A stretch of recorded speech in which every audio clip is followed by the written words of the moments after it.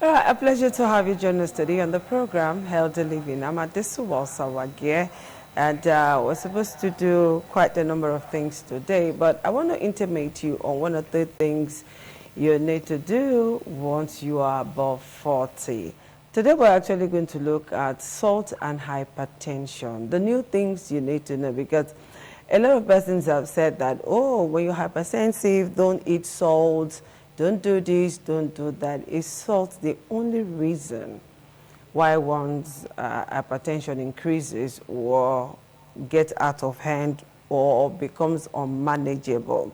So we're going to be talking with Mr. Gbenga Oladipo today, who is a dietitian and a nutritionist from the University of Benin Teaching Hospital.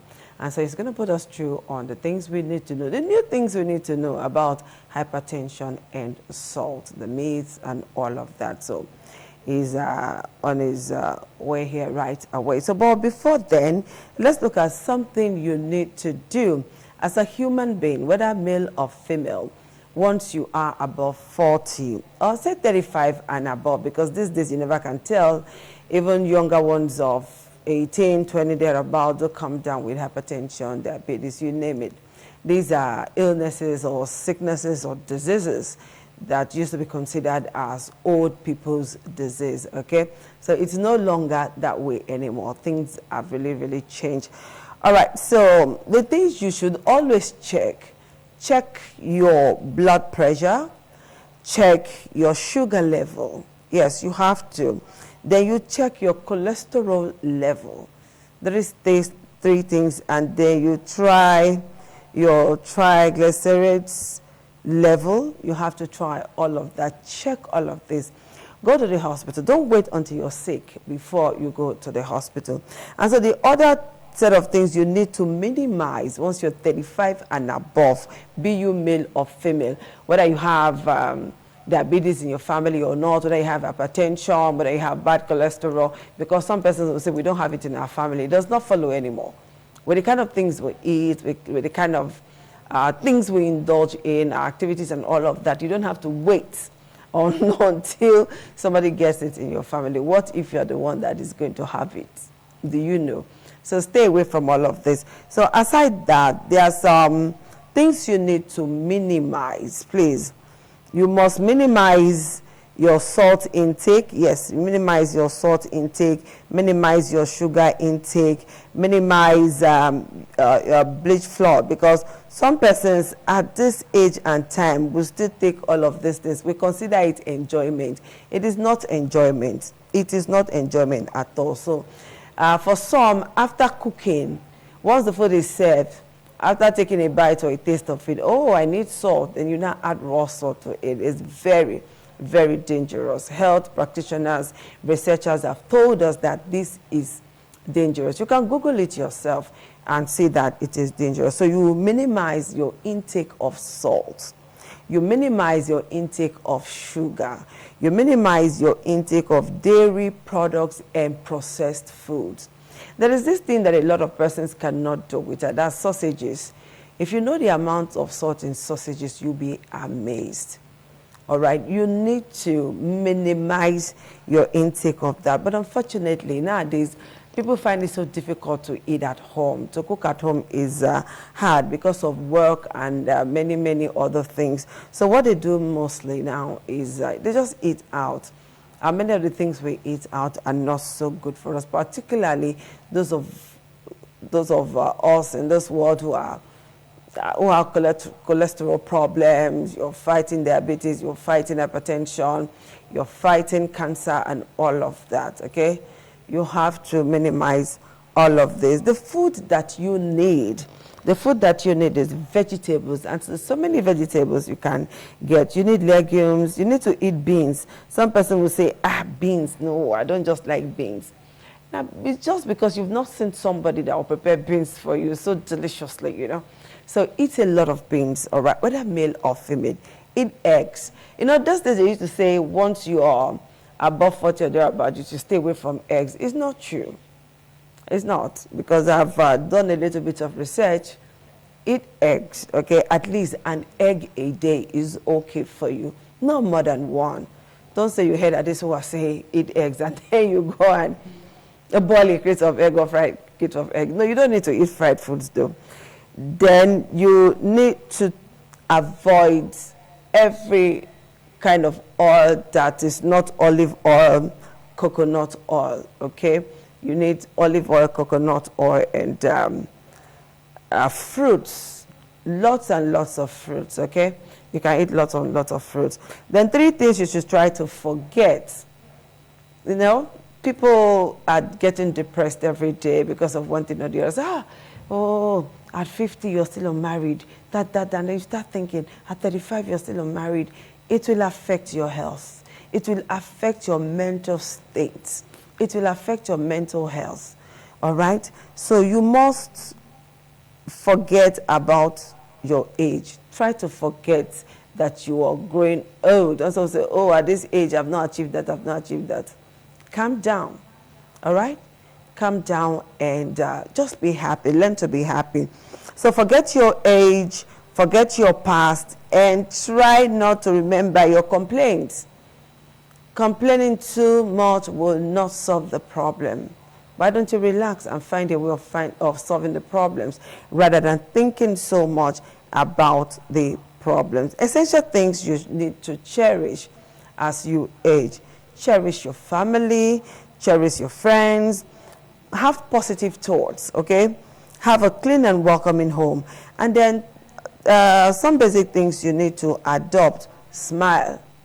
There is this hormone in your body that increases when you smile. It makes you healthier. Smile, try to laugh, try to party if you can, okay? And then do regular physical activities at your own pace, all right? You cannot do physical activities like Mary Onyali, Usain Bolt, and the rest of them. No, do it at your own pace. You are not in a competition with anybody. Then you must check and control your weight. Very important. Check and control your weight. Because if you don't, you may just come down with a lot of ailments.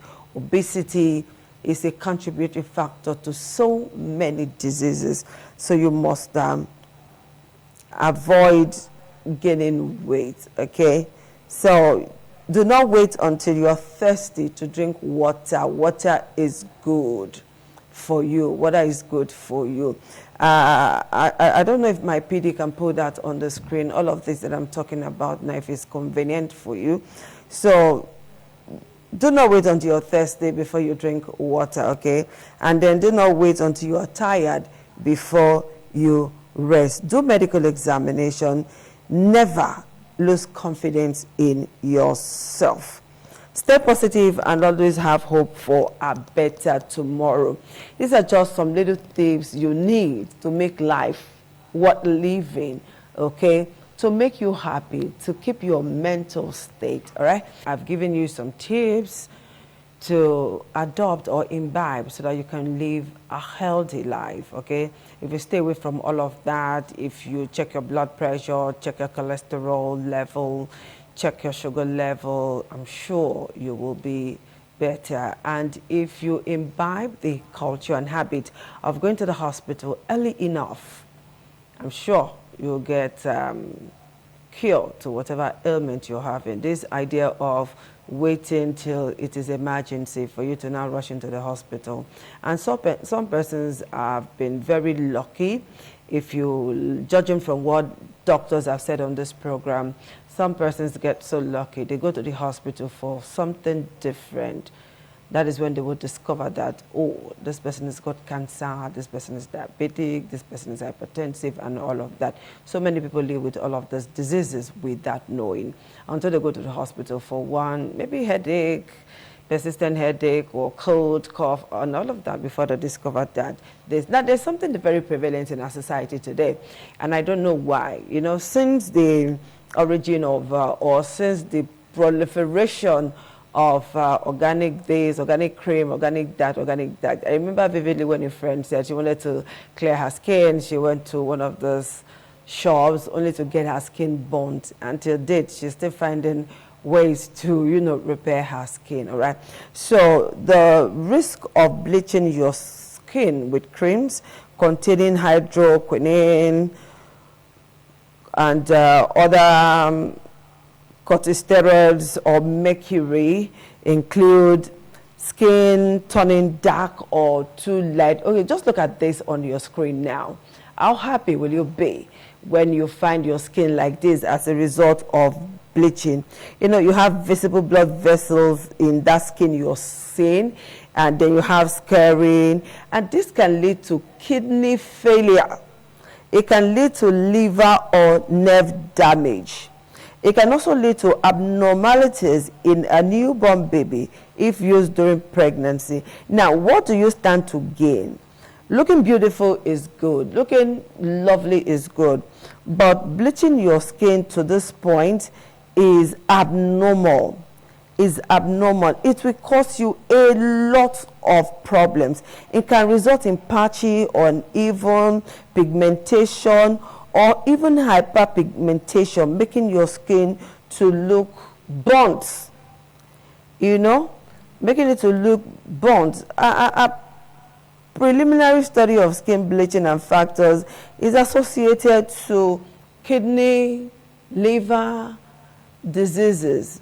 Someone will say, oh, I don't drink, I don't smoke, but you bleach. All of these chemicals get into your body, and before you know what is happening, you're down with all those diseases that can kill you.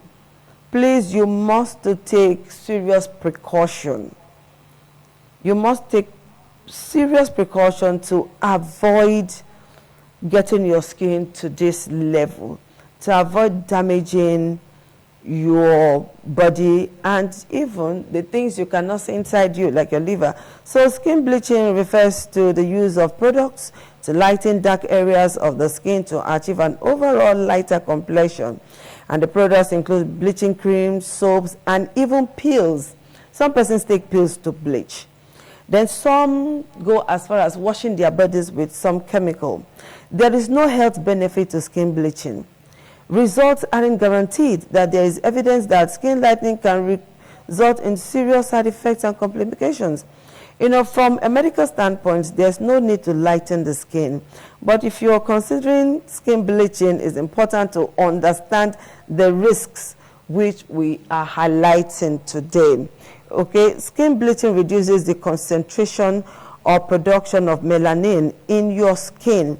And melanin is a pigment produced by cells called melanocytes. This amount of melanin in your skin is mostly determined by genetics.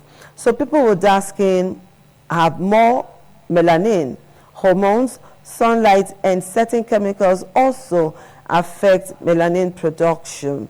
So when you apply a skin bleaching product to the skin, such as hydroquinone, it decreases the number of melanocytes in your skin, and this can result in lighter skin and then this that you have on your skin right away. So you have to be careful what you do to find good, but this result is damaging. So let's hope and believe that with what you have seen today on screen, you will have a rethink. If you're dark or fair and you want to be fairer than you are now, than you are naturally endowed with, please have a rethink, okay? If you do that, I'm sure everybody will be happy. All right, we'll see you again next week. Hopefully, Mr. Gbenga Oladipo will be here next week to do justice to the topic that we're supposed to do today. Thank you for your time. Bye-bye.